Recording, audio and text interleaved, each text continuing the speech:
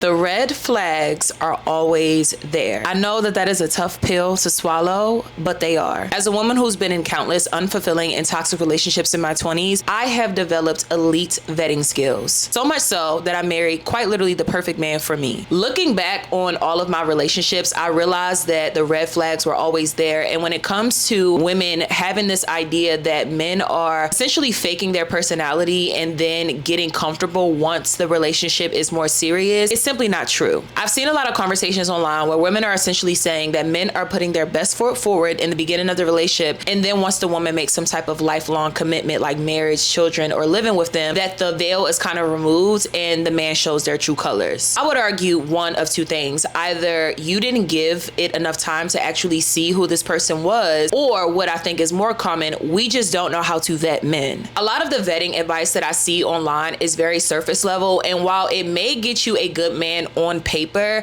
I feel like unless we go beneath the surface, you're not going to actually get with the man that is really the man for you. In this video, we're going to talk about my favorite strategies for vetting a man and making sure that it is actually a man that is worth your time. Grab a pen and paper, because I promise you, if you follow this strategy, you shouldn't have too many crazy problems in relationships anymore. This is not to say that the next person you meet is going to be your husband, nor is it to say that you will never argue in a relationship again. However, a lot of us are quite literally in relationships that we don't have no business being in at all. This at minimum will get you to be with men who are actually worth your time. The first thing that we need to discuss before we can talk about the different strategies that I take in vetting men is the difference between character and personality. A lot of us are saying that a man changes after marriage or after children, when in all actuality, a personality is nothing more than a performance. Character, on the other hand, is not something that you can hide, and it's not something that you can perform. So, number one of the best ways to thoroughly vet a man is to vet him when he does not know that he is being vetted. I call this somewhat of a misogyny, patriarchy litmus test. For example, when you are on a first date with a man and you are asking him very blatant questions about what he thinks a woman's role is in society and how you guys will both show up in the relationship, a lot of the times these men are going to perform. They're going to tell you what you want to hear. This is his personality, and this is something that can and possibly will change as time goes on. Now, to get the answers that you want to actually expose his true character, you have to ask questions that he doesn't realize say more about who he is at his core. An example of this would be asking him questions or asking him his general idea about pop culture things that don't have anything to do with either one of you. Even better, let's say you guys are watching television. All movies have some type of love interest on screen. When that love interest has an argument or a disagreement, ask him how he feels about it, but present the question in a way where you don't already have a stance. This is how that would go. When you are watching a show, instead of saying like, oh my God, I can't believe he did that, or oh my God, he's so messed up, this, that, and the third, you've already let him know where you stand as far as the argument or the situation goes. So if he's still trying to win you over, he's going to agree with you. This is a performance because you've already laid your cards on the table and let him know how you feel about it. Now, if you ask a more general question about what you're watching, like, how do you feel about that? Without giving any inkling into where you stand, he doesn't even realize that his answer exposes his character and his overall belief system. Here's another thing, because I know some people are going to say that, oh, like he can lie, whatever the case may be. Here's the reality. Misogynistic men are not intelligent, and intelligent men are not misogynistic. What does this mean? It means that if he is intelligent enough to trick you into his answer, he wouldn't actually be misogynistic, because again, intelligent men are not misogynistic. And if he truly is a misogynist, he's not going to be intelligent enough to give you a fake answer. See, when you let him know how you feel about a certain situation that you're watching in a movie or in pop culture, all he has to do is agree with you and add a little sprinkle on top. Like when you sit there and you vent and you say, oh my God, I can't believe he would do this because this is that and the third, or something is happening in celebrity culture and you say, wow, did you see the situation? This is so crazy. All he has to do is just repeat what you just said and add a little sprinkle on top. It doesn't really take a lot of intellect to be able to mirror someone. But if you don't give him anything to mirror, he has to come off the dome with how he feels about something. And if he can critically explain something in a non-misogynistic way, chances are he's not misogynistic, because again, a misogynistic man is not going to be intelligent. Even beyond you asking him direct questions, when y'all are scrolling on his For You page, when y'all are scrolling on the phone, when random things come up in society, ask open-ended questions. What do you think about that? What do you think about that? What do you think about that? Without telling this man what you think about it. This is why it's very easy for a man to fake his personality, because we are laying way too many of our cards on the table instead of letting men lay their cards on the table. Listen more, talk less,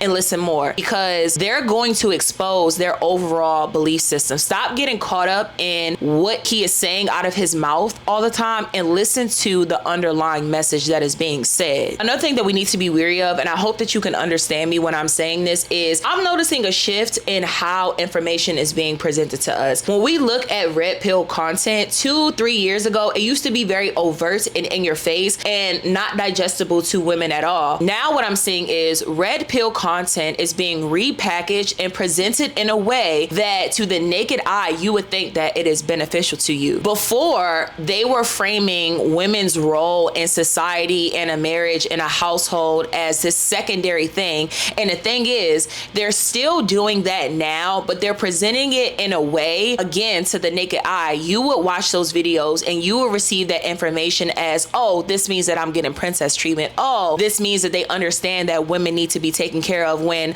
the underlying message is still that you don't have any power and that you are a secondary figure in society. Again, it takes someone who can critically think beyond the surface to truly understand what I'm saying. But I'm saying all this to say, be wary of the information that you're receiving and listen to what is not being said. Stop listening to everything and taking information at face value. Listen to the source, for one. Let's check the source and listen to the underlying message that is being presented to you, because a lot of the times, especially if a man is talking, question what is being said. Please question what is being said. And I'm going to do you one better. I'm going to show you 2 examples of men presenting themselves as the type of man that you think you want, and this not being the best thing underneath the surface. You look so good in person. Thank you.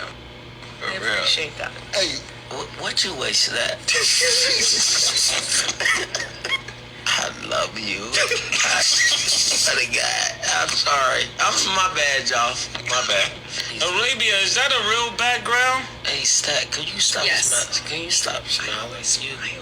Arabia is. Nah, yo, bro, some G, yo, bro, some G shit. We gotta.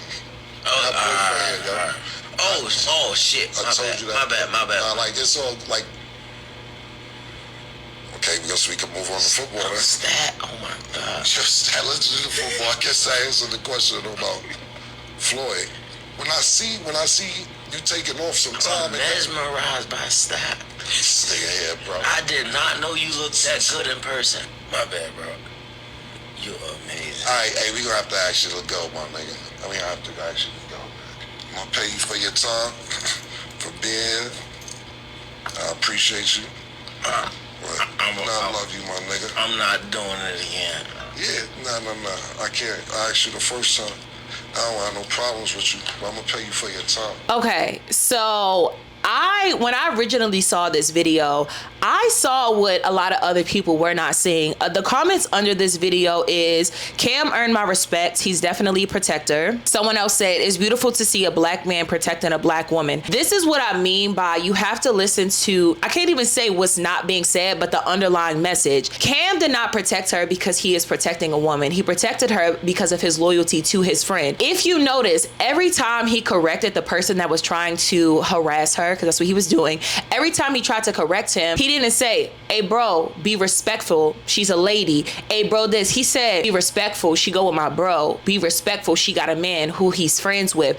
This had nothing to do with him protecting a woman. This was about his allegiance to his homeboy. This is what I mean by sometimes things can be presented to us and it's packaged in a way where to the naked eye, you will see this as, oh, he's a protector. Oh my God, he protects women. No, he was being loyal to his homeboy. And I'm not saying that the person, I think his name is Cam, I'm not saying that he is not a protector overall. I don't know what that man got going on in his life. What I'm saying is this specific example is not a display of a man being protective of a woman. It's just not, because if a man's protection is limited, meaning he only protects you if he has some type of obligation to, meaning you're his sister, his mom, his girlfriend, or if he only protects you because he finds you attractive, then is he truly a protector? If his protector comes with these types of limitations, then him being a protector is not truly who he is. Which brings me to my next strategy of properly vetting a man. Pay attention to how he treats people that he does not get anything from. This goes for strangers, service workers, old women, children, women that he's not attracted to.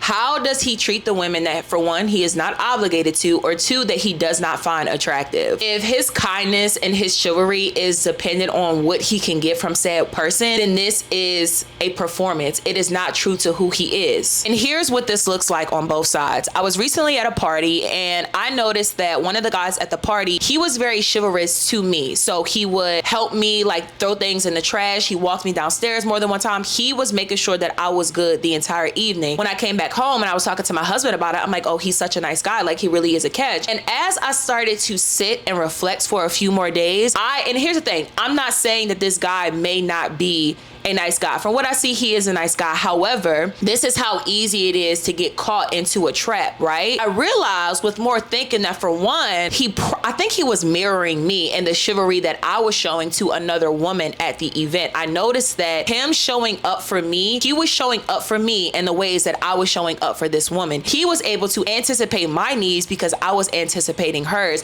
and I was making sure that she was taken care of, and he was coming behind and making sure that I was taken care of. What I realized with more thinking was the other women in the party did not get that same treatment. So my thing is, what is the motive? Do you know what I'm saying? Like, what is your objective here? And why is, because I'm thinking like, oh, he's just a gentleman, he's just a good host. There were a lot of women at the party. If this was him just being a gentleman, all of the women would have got walked downstairs when it was time for them to leave. All of the women would have gotten the same treatment, but no, from what I saw, was the only one getting that treatment. Why is that? On the other side, my husband, him being chivalrous is just who he is as a person. When we are out in public, he doesn't just hold the door for me. He is going to hold the door for any woman that is walking through the building. It doesn't matter if she's old, young, unattractive. It does not matter, because he is a gentleman. His chivalry to women even goes beyond women who are feminine presenting. He has friends in the LGBT community who are masculine presenting, and when they go to the gym together to work out, he's going to carry their weights for them. He's going to put them back. He's going to take them off so that she doesn't have to carry them. A lot of men are not going to show up for studs in that way because they feel like, she one of the bros. What do I get out of her? My husband looks at it like, you're still a woman. Let me carry this for you. That is a man who is chivalrous at his core. That is someone's character, not a performance. Another way that I love to vet men is to pay attention to how he handles his own emotions. Here's the thing about patriarchy. It negatively affects men as well. And what that means for them is they are limited to a very small range of emotions that they can express without being called sassy or feminine or emotional or soft or whatever the case may be. So a man that buys into that belief system buys into misogyny and patriarchy. And I promise you, as a woman, you do not want to be with a man who buys into patriarchy. If anything,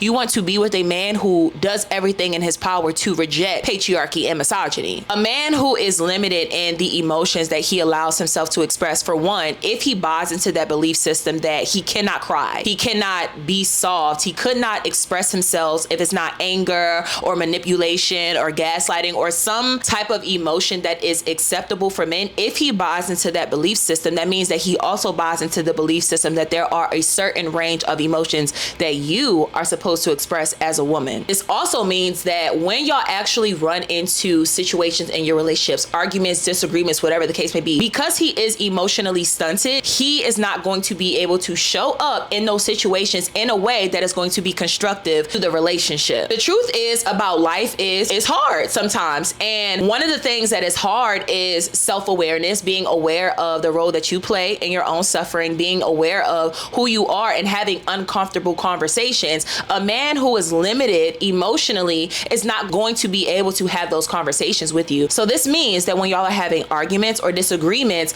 the bulk of the emotional labor is going to be on you, because you have to then carry his lack of emotional maturity. He's not going to be able to show up for you in that conversation, in that situation, in the way that will actually make the relationship progress forward. He's going to gaslight you. He's going to manipulate. He's going to gaslight himself. If you come to him and say, hey, babe, this is something that I noticed about you that I think that you can work on, he's going to be uncomfortable and he's going to gaslight you. He's going to manipulate you. He might get angry. He might zap out. This is a man that is emotionally emotionally stunted, and this is going to be a problem in your relationship. My last strategy for vetting a man is to vet the company that he keeps. Let me tell you something.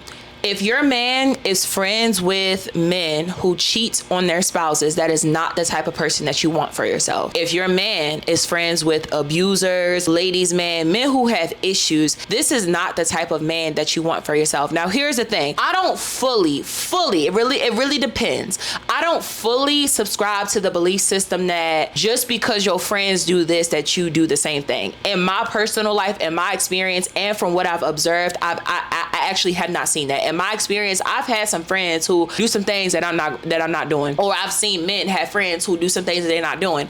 I think what it really comes down to is character, and if the things that you are doing are a character flaw. I don't have friends that cheat on their husbands because that is a character flaw. My husband cuts off friends if they cheat on their wife, and he probably going to tell. Absolutely not. I don't necessarily think that if your man is friends with cheaters that he going to cheat too. Like, I'm not going to go as far as to say that. However, I think that it would be a lot easier for him to cheat if that's who his circle is. If he's, y'all are in a bad space and he go to hang out with his cheating homeboys, I'm not saying that he going to jump off the deep end, but I definitely think that he's a lot more likely than if his circle was married men who respect their wives.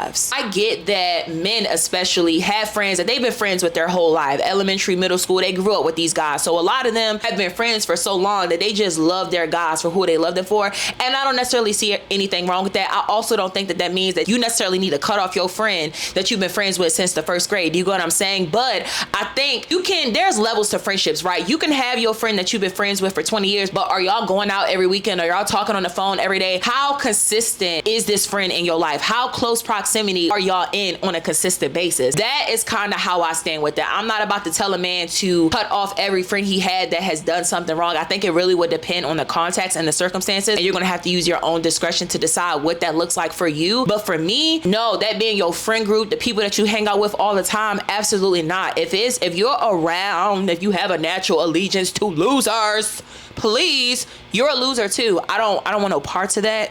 And I think that the reason why it's a character flaw, because even if your man is not cheating, why is he okay with friends who do? You know what I'm saying? Like, why would he want it? And I'm not talking about men who just they're single, they dip it and dab it and this, that, and the third, whatever. You're single. I'm talking about your friend is friends with a married man who cheats on his wife. I would be questioning my man and asking him, like, why are you okay being friends with somebody like that? And here's the last thing that I want to say about vetting a man. Always protect yourself.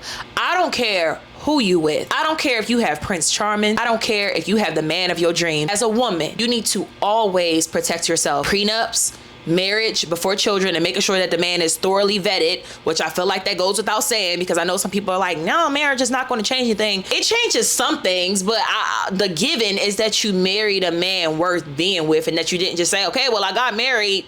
Does that count? Like, no, like, not if you married a loser. Like, no, it doesn't count. But if you did marry someone who is of quality, then yes, you being married that's a form of protection, especially if you're going to have children with this man. Don't move in with men who have not proven themselves to you, whether that's up to you to decide what your standards are. For me, we not engaged, we're not living together. This is something I had to grow into. In my earlier and mid 20s, I didn't follow this rule. This is something I had to learn from experience. You can learn from experience like I did, or you could take the advice. I don't care if you're married, you need to be still getting checked. Always protect yourself. Always protect yourself as a woman. At the end of the day, we live in a patriarchy. I don't care who your man is. I don't care if this is the man of your dreams. I don't care if he's perfect. I don't care what the situation is. You need to always protect yourself. If you want to be a stay-at-home wife, you need to have a bank account for emergencies, for this man lose his mind one day. Always protect yourself. If nothing else, babes, vetting is the first step. That don't mean that you go through the whole vetting process. You get with this man who is perfect and you just fully let your guard down. Please don't get caught slipping. Don't ever, ever, ever get caught slipping behind a man. If you enjoyed this video and you'd like to see more value-based content like this, or some of my vlogs as a fashion designer, please like, comment, and subscribe. I hope you enjoyed this video. Have a good day.